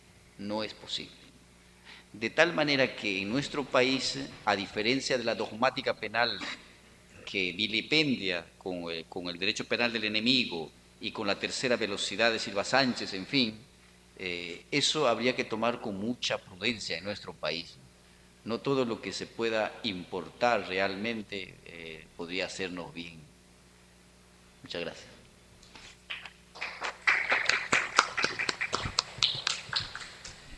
Muchas gracias, doctor Cacho, por su interesante exposición y muy coyuntural también a la luz de nuestra realidad nacional.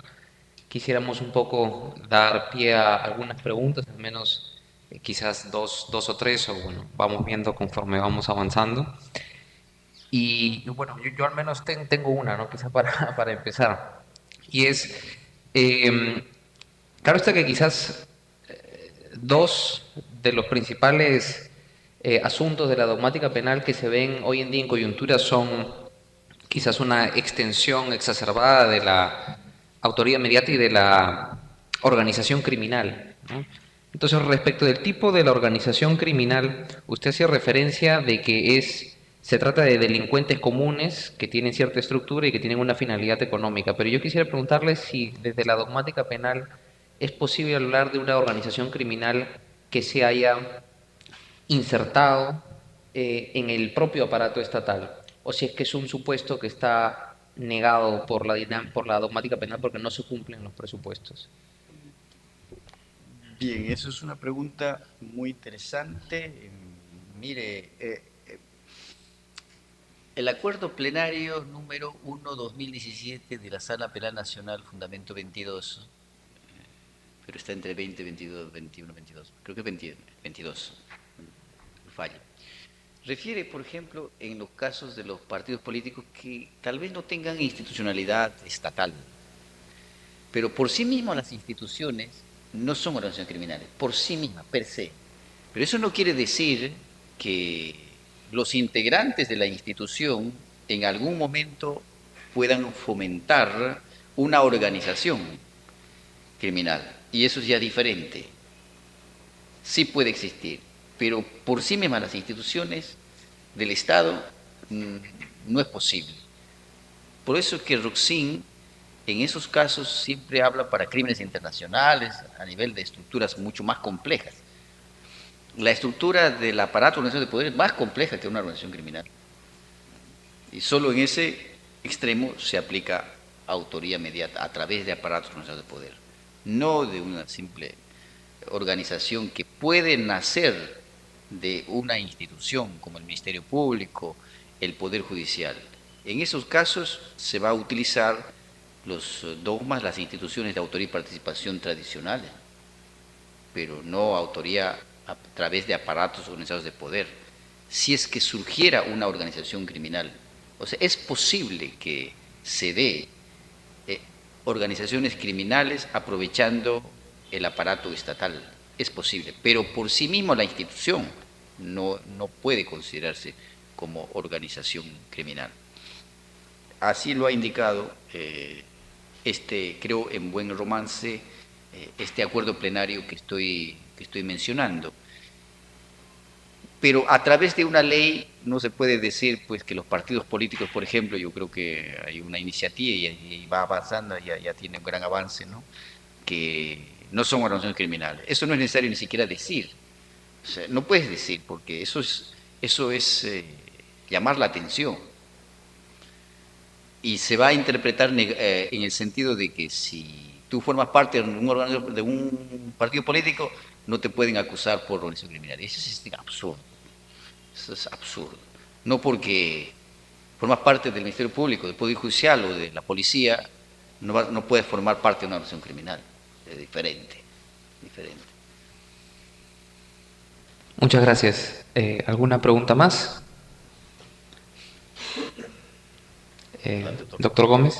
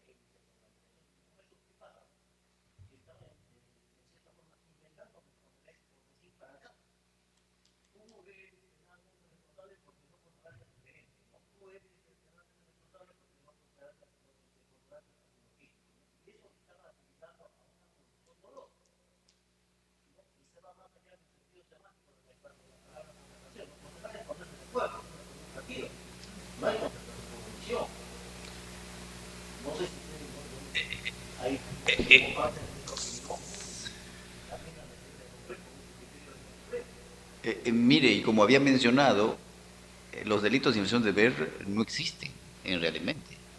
No existe, ¿verdad? Busquen en el Código Penal. Eso es un invento que, por cierto, es interesante dogmáticamente hablando. Y considero, y eso y ya en la versión escrita, porque una cosa es cuando uno escribe y otra cosa cuando lo hace espontáneamente, ¿no? Eso los alemanes en cualquier conferencia o conversatorio leen. Por eso se torna aburrido una conferencia de leen porque la lectura, lo escrito es producto de la reflexión profunda que se ha dado, no la simple espontaneidad. Y aquí, ahora me acuerdo, en una parte de mi escrito, señalo que la infracción del deber es simplemente un indicio que varias infracciones de la ley orgánica de municipalidades, del ROF, del MOF, en fin, pueden unirse como indicios concordantes, plurales, convergentes, en el sentido del artículo 158.3 del Código Procesal Penal, y sustentar un hecho desconocido, la concertación del artículo 384 del Código Penal, tomando en cuenta la inferencia a partir de la ciencia, la lógica, las máximas experiencias que se hace referencia. O sea, la infracción del deber, a mi criterio, simplemente son indicios, nada más. Usted infringe su deber, pero no por haber infringido su deber, usted ya es autor.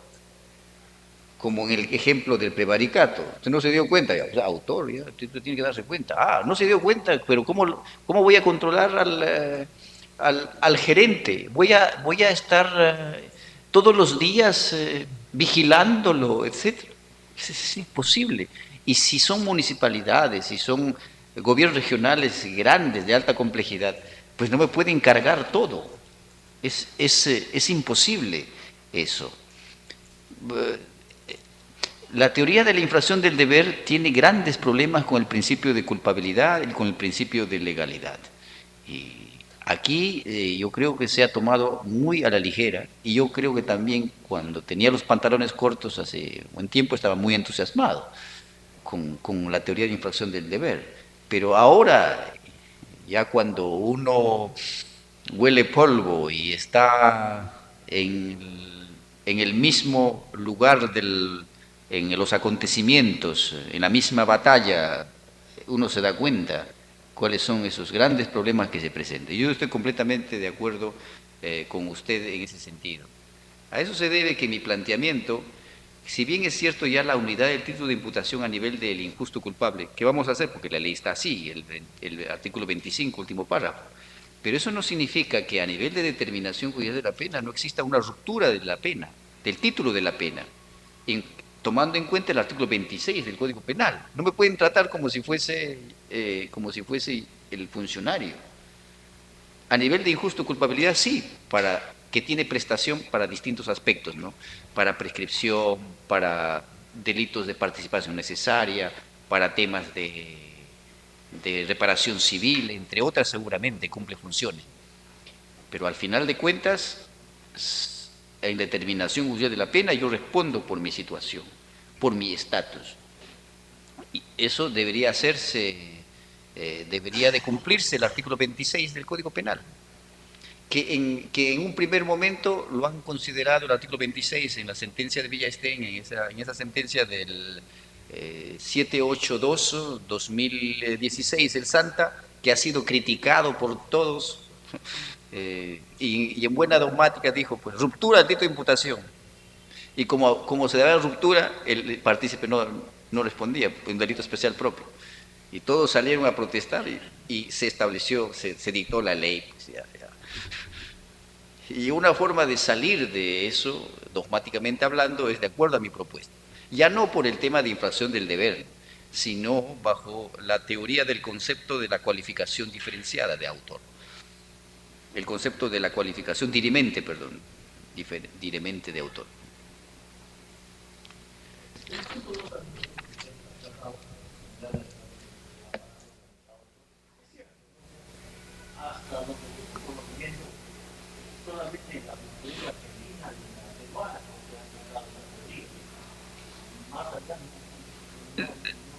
En el caso Eichmann también se aplicó en Jerusalén. Sí, también se ha aplicado en esos casos, pero en crímenes internacionales. No, no, o sea, no es que usted, aparatos, no, poder en un delito que se está ventilando de lavado de activos o corrupción, no, es un potaje que no se puede comer todos los días, de vez en cuando. Sí. Y el último tema que mencionó usted es la práctica de la consecuencias normales, el concepto de organización criminal. Ya precisamos que es un delito detenido, que lo tenemos en el 17 del Código Penal, correcto, ¿no? Pero hay un problema que tenemos acá, ¿no? ¿Cómo compatibilizamos eso con algunos tipos de bases, como por ejemplo el delito de tráfico de drogas a nivel de organización? En donde el concepto de organización es contemplado por el legislador como una circunstancia grave. O sea, por un lado tenemos un delito y por otro lado tenemos una circunstancia grave. ¿Y qué cosa es lo que hacen los supremos? ¿No? ¿No? Los subsumen, ¿no? Yo creo que eso, como que tampoco tiene una respuesta dogmática bastante correcta, ¿no? Y le llevo el punto al campo procesal. A veces ni siquiera está en la formalización ni en el requerimiento acusatorio. Entonces, tú como juez supremo, como juez supremo, ¿cómo te vas a pronunciar por algo que no está dentro de los términos de imputación de los requerimientos en la acusación fiscal? Es una deficiencia congénita estructural, debe tener múltiples razones de formación jurídica también. Es recurrente en la práctica que las modificaciones de las formalizaciones de las preparatorias se da a cada momento. No solamente con los casos que estamos viendo en la televisión, en los otros casos es peor. Y no puedes decir mucho porque no se cumple con la imparcialidad propiamente, porque si el juez fuese imparcial, todos los casos se caen. No es que el juez tiene que ayudar, tiene que hacer todo lo posible. Y a nivel de etapa intermedia, le devuelve al fiscal para que corrija, con el asunto de que son correcciones formales, para no ser grosero. Corrección formal, y no puedes impugnar eso. Lo dejarás constante, etc. Quizás después una nulidad, pero no va a prosperar. Y la fiscalía tiene la posibilidad de corregir y cambia los hechos, etc. Lo que no se ha olvidado, corrige, el juez le dice que usted se ha olvidado de cargo, incluso imputaciones, calificaciones políticas, etc. Y si se ha olvidado, al final de cuentas, así pasa. Y hasta en la sentencia el juez puede condenar por algo que el fiscal ni siquiera se ha pronunciado. Es posible, ni siquiera forma parte de la acusación. Es triste eso, y los cuestionamientos vienen y cargan al Tribunal Constitucional, como saben ustedes. Y de todo el Perú es difícil que lo pueda pronunciar. Es un monstruo de todo el Perú. Ya los que tienen suerte o no sé, pues algunos casos se ven acá y se estudian y ustedes se darán cuenta de lo horroroso que fue, de lo horroroso que es el proceso, cómo se ha llevado a cabo la tramitación del caso. Si, por ejemplo, el tráfico ilícito de drogas, el tipo penal contiene la figura de organización criminal, que dicho sea de paso, particularmente yo considero de que se trata de un delito cualificado, es un delito de tráfico ilícito de drogas agravado, no un tráfico ilícito de drogas con agravante. De eso ya hemos discutido bastante con el tema de mi libro, el Tratado sobre la pena judicializada. Es que no es una circunstancia, sino es un elemento que usted va a tener que acreditar a nivel de tipicidad. En el tipo agravado, usted va a tener que acreditar la organización criminal. para hablar de tipo agravado de tráfico ilícito que se ha cometido por una operación criminal. No es simplemente que usted va a decir que es una operación criminal, tiene que acreditar en el proceso. Y si tiene que acreditar a nivel de tipicidad, si no es una circunstancia, las circunstancias son externas. Todas las circunstancias que rodean al delito son externas y los elementos constitutivos son internos. Porque puede ser que la gente haya incurrido un error, creyendo que no era una organización, que era una organización. Entonces, ese tipo de errores se va a llevar a cabo, se va a tener que examinar a nivel de perspectiva. En el acuerdo plenario 8-2019 indican que en caso de que un tipo penal ya contenga el tipo agravado de organización criminal, solamente se va a tomarse en cuenta el marco de un solo delito. Por ejemplo, robo, de organización criminal, robo nada más. Hurto también. Corrupción ahora del mismo modo. Tráfico ilícito de drogas, que también contiene. Entonces solamente ese delito. Pero en los casos en que no tiene esa figura, concurso real. Y eso sí está muy mal, tal como lo he explicado. Eso sí es cuestionable. Totalmente.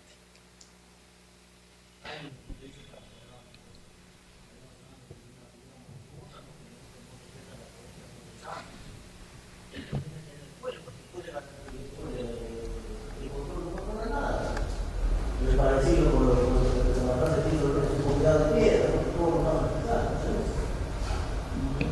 Lo que sucede es que en el sistema nuestro, por lo menos por nuestras carencias, dificultades, la mayor parte también de jueces son supernumerarios y ellos tienden a no tener problemas. Sí, porque si hay cuestionamientos los sacan y nadie quiere salir de su puesto. Los jueces colegiados, el juzgado colegiado de jueces supernumerarios es prácticamente un peligro total. Todos los delitos de violación, por más que no condena, y sale en el periódico al siguiente día, jueces condenaron y todos alegres, pero imagínense que han absuelto, no, esto no está bien. Eso debería cambiar realmente. Es increíble lo que sucede. Todo eso se puede cuestionar, por cierto, ya en un marco constitucional al final de cuentas. Pero como decimos, como es cierto, el Tribunal Constitucional, pues, pronunciarse respecto a todo lo que hace el Perú, pues, es imposible, ¿no? Es humanamente imposible. Y tienen razón, tienen razón. Adelante. Una última pregunta, doctor Oblitas.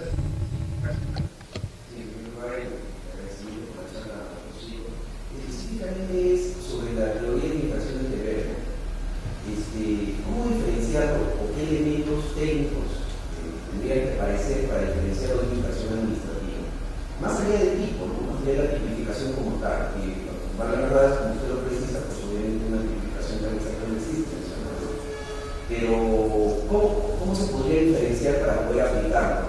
Si es que se quisiera aplicar la teoría de infracción del deber.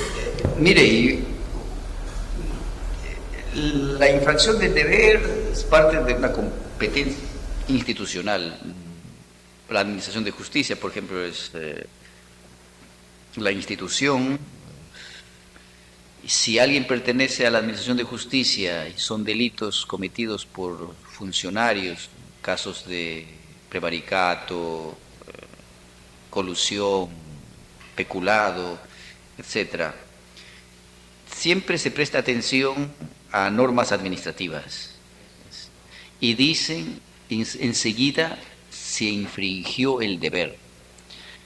Pero saben que, por lo menos desde la perspectiva de Roxin, la adjudicación de autor o partícipe es un segmento posterior a la afirmación de imputación. O sea, primero es imputación objetiva y después nos preguntamos a título de qué, de autor, de partícipe, y para eso sirve la teoría de infracción del deber, simplemente para adjudicar. Acá infracción del deber, competencia institucional, entonces va a ser autor. En el caso de Roxin no dice competencia institucional, hace referencia a normas extrapenales, por cierto, que vinculan a la gente. El término competencia institucional corresponde a IAGOS. Aún así, se habla fundamentalmente de un supuesto donde se dirime si es autor o partícipe en un segundo momento. Y en el primer momento se toma en cuenta esas normas administrativas, la infracción, pero por sí mismas esas normas administrativas, la infracción no es delito, puede llevar a una sanción disciplinaria, a una sanción administrativa. Sin embargo, cuando esas infracciones son graves, manifiestas, etcétera, tomando en cuenta indicios y todo ese procedimiento discursivo de la prueba de indicios, es que la suma de varias infracciones pueden traer consigo a decir que se trata, por ejemplo, de una concertación. Nada más. Las normas administrativas, la entidad de las normas administrativas, el contexto, cómo se dio, el modo, cuándo, dónde, etcétera, puede traer consigo. Sirve, como estoy mencionando, la infracción de esas normas extrapenales administrativas simplemente como indicios, que en algunos casos puede calificar como también no como delito, dependiendo de la trascendencia. Y recién, después de haber hablado de imputación en ese nivel, decimos, no, aquí ha infringido normas administrativas, este sujeto pertenece a una institución, debe tener cuidado, entonces este es autor. Adjudicamos el título de intervención delictiva de autor. Doctor Cancho, muchas gracias. A nombre del Tribunal Constitucional y también en especial del magistrado Gutiérrez Tixe, le vamos a hacer llegar también un reconocimiento del tribunal y fuertes palmas para esta exposición interesante. Muchas gracias.